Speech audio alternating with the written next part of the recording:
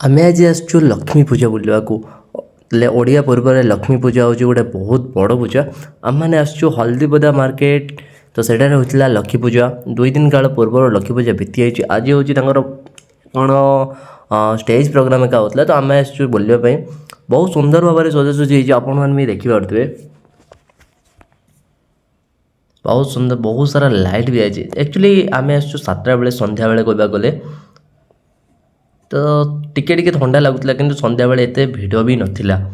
आम मैंने जाइलु पूरा फांका एरिया बाहर दृश्य देखिपे आपण मैंने लाइट माइट पूरा चकाचक करा पूरा एरिया को। ये हूँ आउ थे भितर को मैंने जाऊँ आपण मैंने देखूँ बहुत यहाँ हूँ कौन हल्दीपदा गेट आड़ जा बेले से मार्केटा पड़ो बहुत सुंदर भाव में सजासजी होता। डेकोरेट माने बहुत भल भाव में होता। आम मैंने भी एंजॉय कलु तुम मैंने भी टिके एंजॉय करो।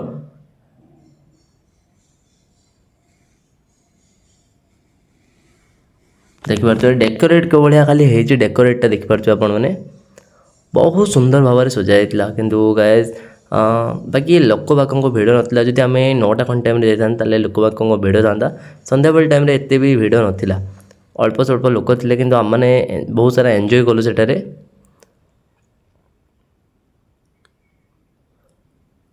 आपण मैंने भी देखूँ आपण मैंने भी टिके एंजॉय करन। जदि वीडियो को पारे लाइक करके कमेंट कर सब्सक्राइब भी गोटे कर दिंतु ठीक अच्छे। ये हूँ बाहर पटर मंदिर दृश्य सर्वजनीन लक्ष्मी पूजा देखिपे आपण मैंने लेखा भी जाइए बड़ बड़ अक्षर बैनर रे बहुत सुंदर भाव में डेकोरेट होता। बाहर भितर भी बहुत सुंदर भाव में डेकोरेट होता। आमको भोक लगे आम भावुँ स्वीट कॉर्न खाई भाई पाखे तो आम आसी भाई पाखे पहुँची जाइए। हेलो ब्रदर भाई टिके हाई कर दियो थैंक यू भाई।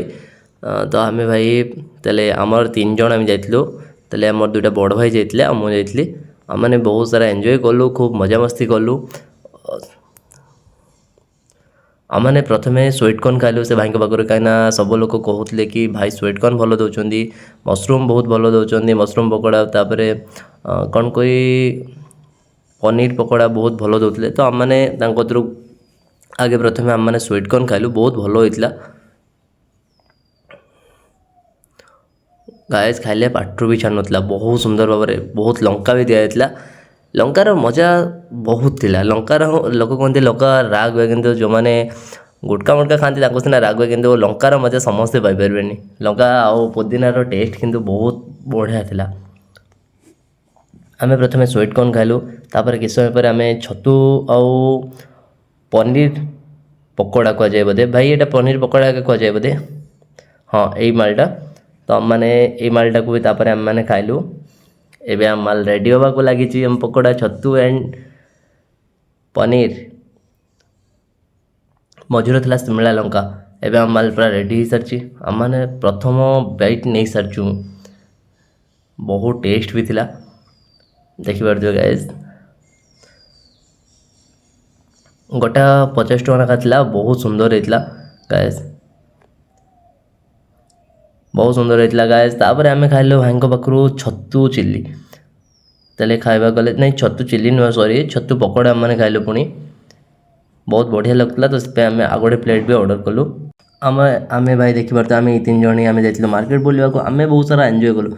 आपड़ जब पार्टी आसतु बहुत सारा एंजॉय करूँ। जय जगन्नाथ वीडियो को गोटे कमेंट कर सब्सक्राइब करदे।